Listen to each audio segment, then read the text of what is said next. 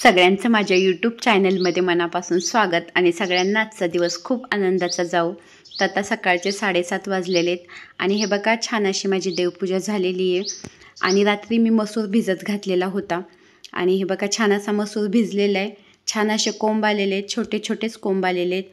आणि आता मसूरची भाजी बनवायची आहे. त्यासाठी मी हा मसाला म्हणजे वाटण काढलेले आहे, पण आधी भात शिजायला घालते. आणि हा भात आहे की नाही मी असा पातेल्यात शिजायला घातलेला आहे. भात कुकरमध्ये शिजवण्यापेक्षा असा पातेल्यामध्ये शिजत घातला तर पचायला हलका होतो. आणि ही मसूरची भाजी बनवण्यासाठी मी हे वाटण काढलेले. त्याच्यामध्ये टोमॅटो, कांदा, ओला नारळ, लसूण, कढीपत्ता आणि कोथिंबीर आणि आलं घेतलेले. आणि आता मसाला छान असा भाजून घेते. मसाला छान भाजला की भाजी छान होते. त्याच्यामुळं मसाला असा मी भाजून घेते, म्हणजे कांदा आणि ओला नारळ. आणि फोडणीची आता तयारी केलेली आहे. तर आता जिरी आणि मोहरी टाकलेली आहे आणि छान तडतडली आहे. आणि आता त्याच्यामध्ये हळद टाकलेली आहे आणि ही जी टोमॅटोची पेस्ट केलेली आहे ती आम्ही आता टाकलेली आहे आणि छान अशी भाजून घेतलेली आहे टोमॅटोची पेस्टही. त्याच्यामध्ये मी टाकलेले 1 चमचा लाल तिखट, नंतर 1.5 चमचा काळं तिखट आणि हा अख्खा मसूर आहे तोही टाकून घेतलेला आहे. आणि जी मी ग्रेव्ही बनवली होती ती टाकलेली आहे. वरून मस्त कोथिंबीर टाकलेली आहे आणि छान अशी अख्ख्या मसूरची भाजी थोडीशी कमी पाण्यामध्ये शिजवून घेतलेली आहे. वरून थोडासा गरम मसाला टाकलेला आहे आणि छान अशी माझी भाजी तयार झालेली आहे. आणि दुपारची सगळी कामं आवरली की आज मला चिवडा बनवायचा आहे. मुलांना दुपारच्या वेळेस चहाच्या वेळेस काय ते खावंसं वाटतं आणि ना भेळ वगैरे बनवायची असतील तर आपल्या घरामध्ये जर चिवडा तयार असेल तर पटकन कांदा, टोमॅटो, कोथिंबीर सगळं घालून खाऊ शकतो. आणि त्यासाठी मला हा चिवडा बनवायचा आहे. चिवड्यामध्ये शक्यतो ह्या चुरमुऱ्यामध्ये काही नसतंही, पण जो बारीक झालेला चुरमुरे आहेत ते तेलामध्ये टाकले तर करपतात आणि त्याच्यासाठी की नाही हे चाळून घ्यायला लागले. चाळून घेतले म्हणजे की नाही जो भुगा झालेला आहे तो बाजूला निघतो आहे आणि मग तेलामध्ये करपत नाहीत आणि चिवडाही छान होतो. आणि आता हे डाळेही मला निवडायचे. डाळ्यामध्येही काय एखादा खडा असेल तर तोही बघून घ्यायचा आहे. आणि हे बघा हा चुरमुरे तर माझे आता हे चाळून झालेले आहेत आणि डाळेही माझे निवडून झालेले आहेत.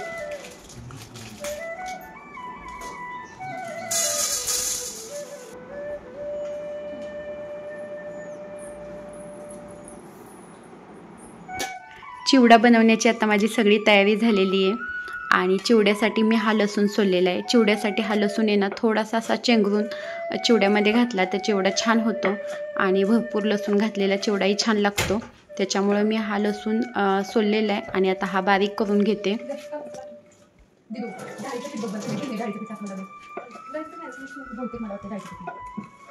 1 किलोचा चिवडा बनवायचा आहे आणि 1 किलोचा चिवडा बनवण्यासाठी छोटी कढई नाही, त्यामुळे ही जर्मलचीच पाटी ठेवलेली आहे. आणि तेल तापायला ठेवलेले आणि लसूण पहिल्यांदा टाकला आणि लसूण छान असा तळून घेतलेला आहे. लसूण तळल्यानंतर त्याच्यामध्ये टाकला आहे कढीपत्ता हा आणि कढीपत्ता असा छान असा तळून घेतलेला आहे. चिवड्यासाठी आता मी टाकलेली 2.5 चमचा हळद. 1 किलो चिवडा आहे तर त्यासाठी 2.5 चमचा हळद टाकलेली आहे. माझा जो मसाल्याच्या डब्यातला हळदीचा चमचा आहे त्या चमच्याने मी 2.5 चमचा हळद टाकलेली आहे. आणि जरा गॅस बंद केला, कारण हे डाळे ना जरा भाजलेलंच असतं, त्याच्यामुळं मग गॅस बंद करून गरम तेलामध्ये हे डाळं टाकलेले. आणि मी शेंगदाणे भाजूनच घेतलेले चिवड्यासाठी. शेंगदाणे आपण तळून घेतले तर जास्त छान लागतात चिवड्यामध्ये, पण मी आधीच भाजलेले शेंगदाणे होते त्याच्यामुळे मी आता हे चिवड्यामध्ये तसेच टाकलेले आहेत. आणि मस्त अशी ही फोडणी बघा तयार झालेली आहे. त्याच्यामध्ये मी टाकलेले 1.5 चमचा लाल तिखट.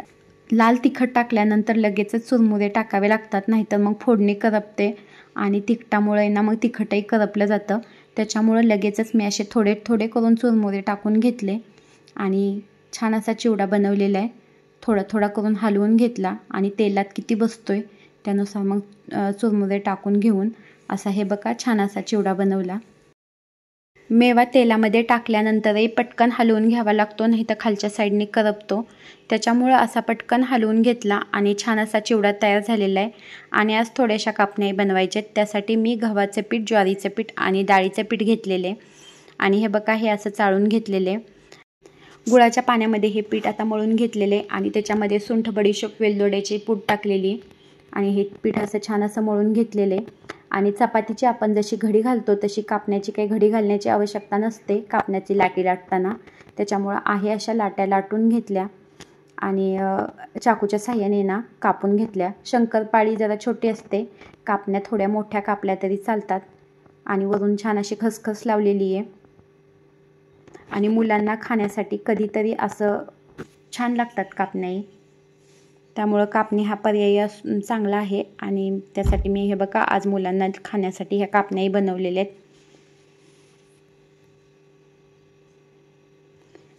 करायलाही जास्त वेळ लागत नाहीत आणि पटकनही होतात कापण्या.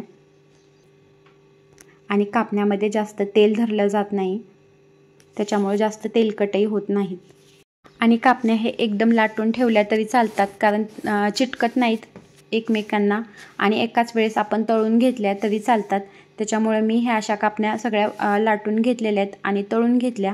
आणि त्यानंतर आता संध्याकाळचे 5 वाजलेले आहेत आणि आता चहाची वेळ झालेली आहे आणि आमच्याकडं मुरघास बनवायला चालू आहे. त्यासाठी मग 10-11 कप चहा बनवला आणि हे बघा असा चहा छोट्या मग ग्लासेसमध्ये सगळ्यांना दिला.